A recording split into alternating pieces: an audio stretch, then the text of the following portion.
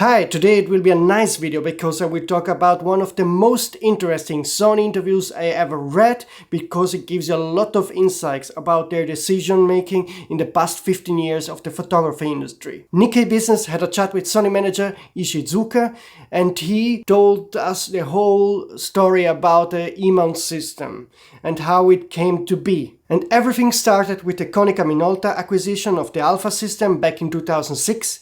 Sony tried to make their own alpha cameras, first with the A100 and then with the A200, A350, and he confessed that all those cameras were a failure from a business point of view. They didn't manage to make any meaningful sales.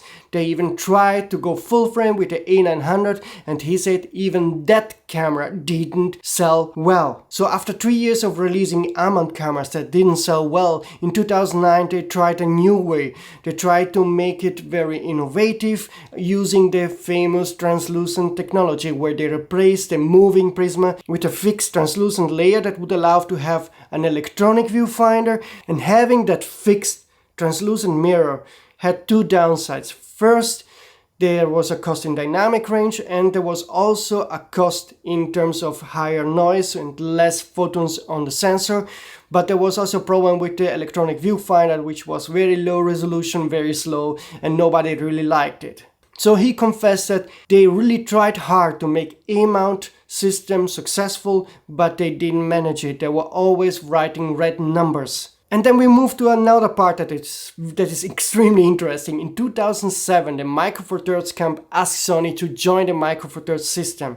And in late 2008, Sony had a big crisis meeting. They realized the A-mount system wasn't working, so they had to move in another direction. And they basically had only two options: joining the Micro Four Thirds system or doing their own mirrorless system. The downsides of joining Micro Four Thirds system would have been that they would have entered in a system where there was already a lot of competition, and they would also have had to give up all the alpha mount technology inheritance and lenses, and everything would have wiped out. So that's why they decided to make a new alpha E-mount system and make the E-mount system compatible with A-mount lenses, so there would be a sort of continuity with their technology and inheritance. And now we come to a part that I found very interesting. In late 2008, the idea of E-mount system was completely different than what we see today.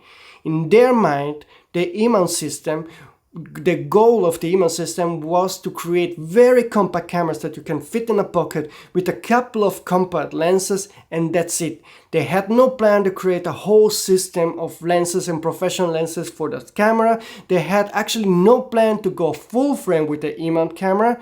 So their sweet spot was APS-C, a couple of compact cameras with a couple of compact lenses, and that's it. They surely had nothing in mind like making professional E-mount camcorders, professional full-frame cameras. And now I can hear the critics saying, you see, the E-mount as a diameter, as a mount, wasn't designed for full frame. But this isn't actually true. At the time they had no plan to make full frame cameras, and they didn't envision a possibility that this would be a successful market. But they definitely designed the E-mount system to be flexible for the case. But this is something this wasn't said in an interview, but we know from past interview from Sony that they indeed made the system, the mount, so that it can fit both APS-C and full frame. It's just that at the time in 2008, they didn't think there was a market for that. In summary, what we learned from that very interesting interview is that the A-mount, the DSLR and translucent system was a failure. That in 2008, in late 2008, they had the critical choice between joining a Micro Four Thirds system or launching their own system.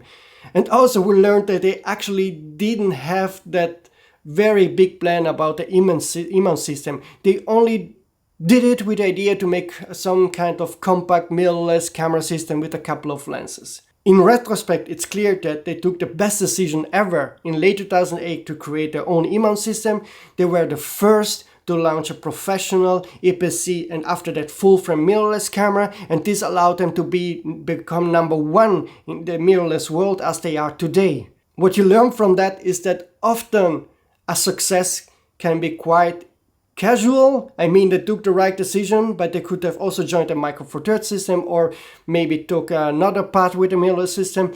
So it's interesting to see how a company can succeed or fail based on luck. That's what I appreciated from the interview, that he was very honest. He didn't sell the emote system as a big idea with all a clear plan for the next 10 years or for the next decade. This wasn't it. It was very a small step that became bigger than they thought it would be.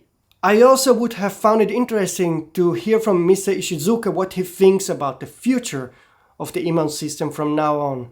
But my guess is that nobody knows how the camera industry will be in 5 years. There are many new technologies coming now. Of course, the smartphones are getting better and better. Of course, there is AI imaging tool that will somehow replace some parts of the photography and video market. So nobody knows what we will see from Sony 5 years from now, and I think no manager of any company, Nikon, Canon, whatever, knows it. It's my personal opinion that Sony should go, for example, with a new medium format system camera. I also think they should embrace going Android with the software and open to third-party apps. That would be for me a game changer, and the first company doing that will be ahead of the game in a couple of years of now. That's my personal opinion. I may be wrong. But this is it as of today. Please subscribe to the channel, and you can expect new rumors coming soon, and also new AI tutorials where I will use my Sony Alpha images to modify them with AI tools instead of using Photoshop. It will be very interesting and funny. So again, stay tuned to this channel, and I see you soon.